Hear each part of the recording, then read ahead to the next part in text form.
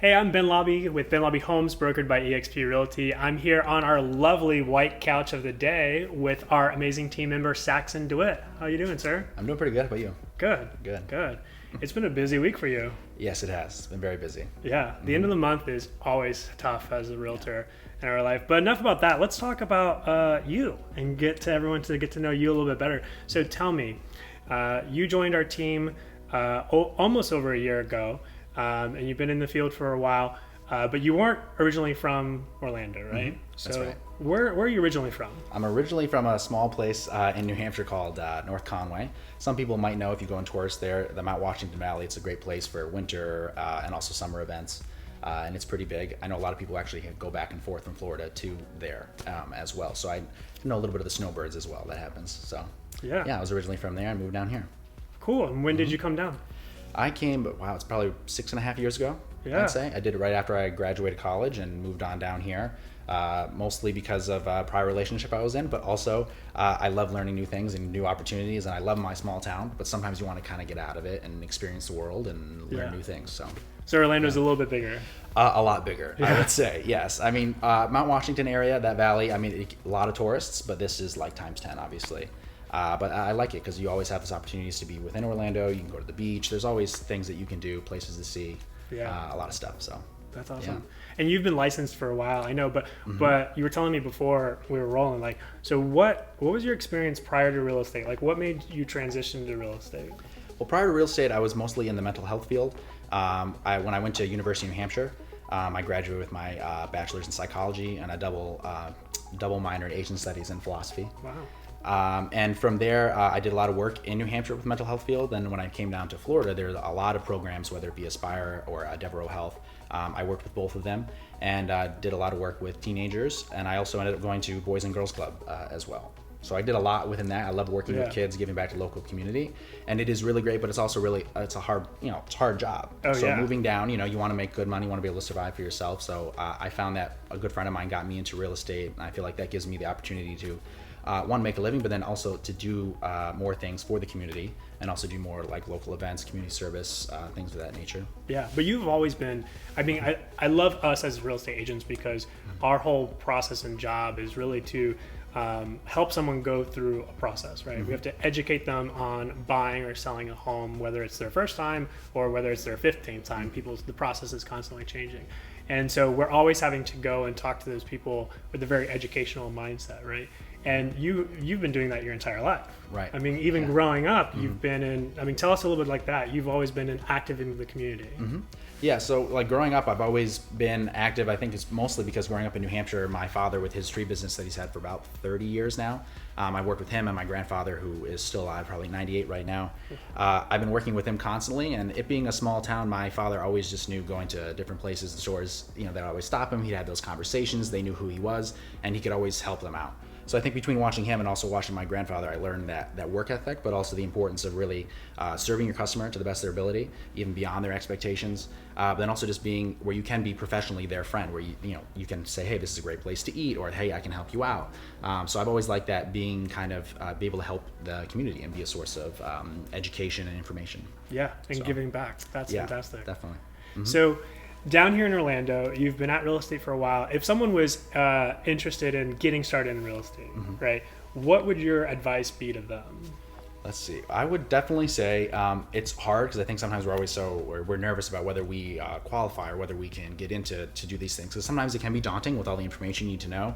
But I think one of the biggest things is just push yourself out of your comfort zone. Do your homework, make sure it's the right decision. But I've done this ever since I've been in high school and college. What's helped me immensely is I've always pushed myself and I've always asked questions. It's embarrassing to ask questions, but if you go out to the right person and you talk with the right person and you just show up, a lot of things will kind of happen, and they kind of will the opportunity will unfold, I guess you could say.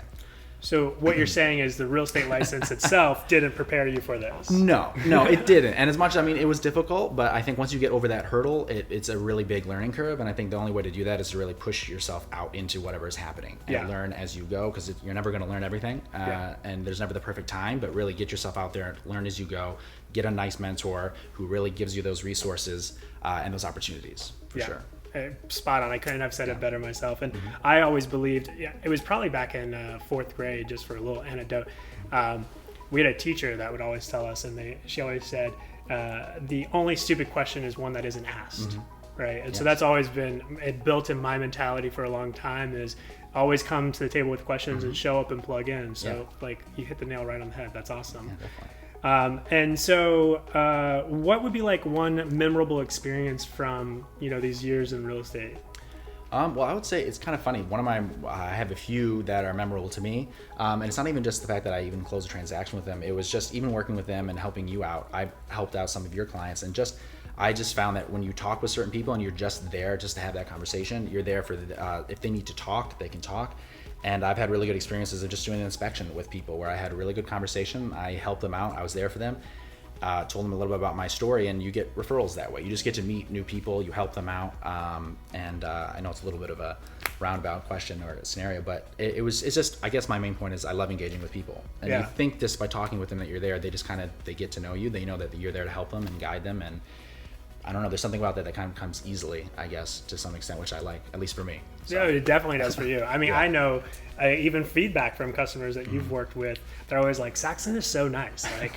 I'm like, okay, go work with him. I'm done. You just don't need me anymore. No, I'm just kidding. But it's all about building that relationship.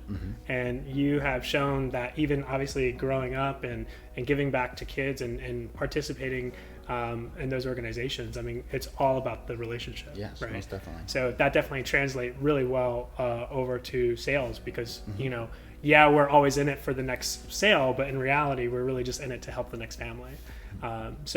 So let's talk about EXP and the brokerage. Why did you choose to join EXP, and why did you choose to be on our team?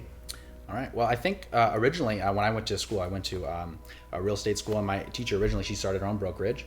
So I kind of got on with her as well. She was my mentor, and then eventually she went to EXP, and went on to EXP, talked about all these great resources that we have, the opportunities, since we're all over the country, all over the world.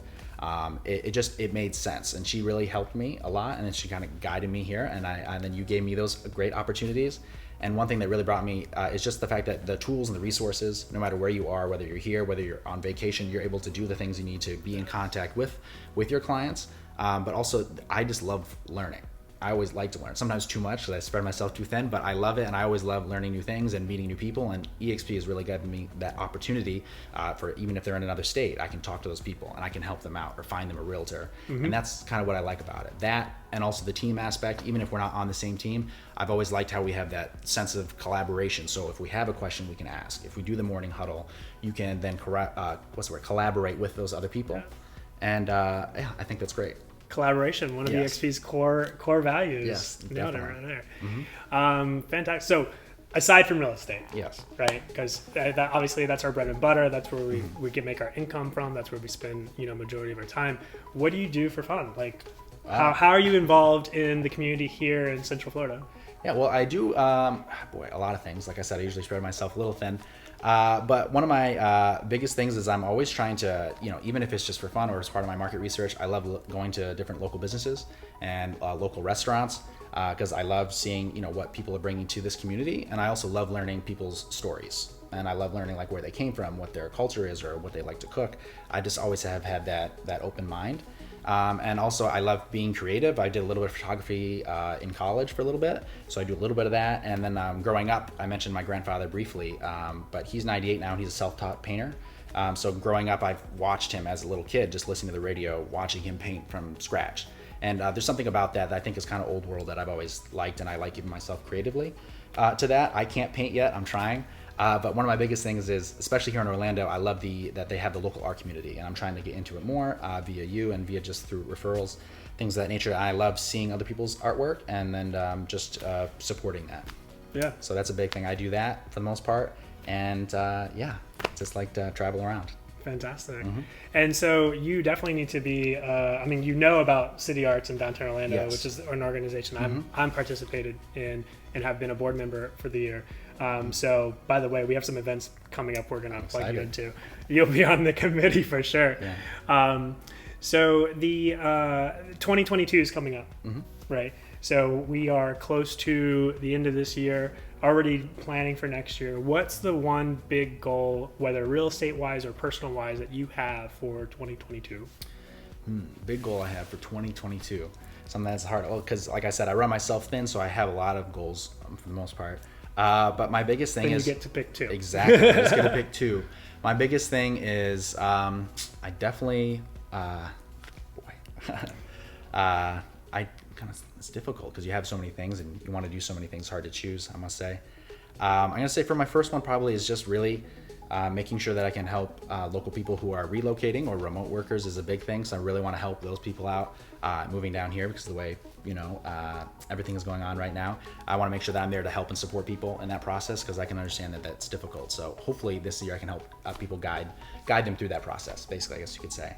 And my biggest thing is definitely trying to, while using real estate, I'm really trying to talk more about my grandfather's art company and really trying to do more things with that because I love his story and I love his message and I love art. And so if I can share that with anybody in any capacity, it's a win for me. And since he is 98, he's not going to be here forever. And kind of part of my thing is I want to be able to do something for him and show him that way. And everybody loves art. And if it's in their home, then they have a little piece of my grandfather. So I think that's what's big to me. You've shown me his art. I have, yes. And it is quite spectacular. Yes. And I think one of the things you're working on right now is producing them as postcards? Yes, as postcards, thank you notes, and even doing like gift boxes and things to people that I've worked with or just friends and family because I want to share that with everybody. And everybody loves something that is unique and also personalized to them. And I think that's the way I'll be able to do it.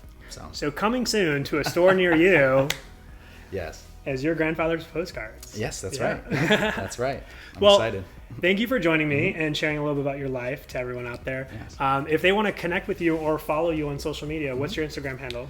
My Instagram handle is Saxon Sells Orlando. And so feel free to reach out to me at that point or also on the Facebook team page. Sweet. Well, thank you guys for tuning in and we'll see you next time.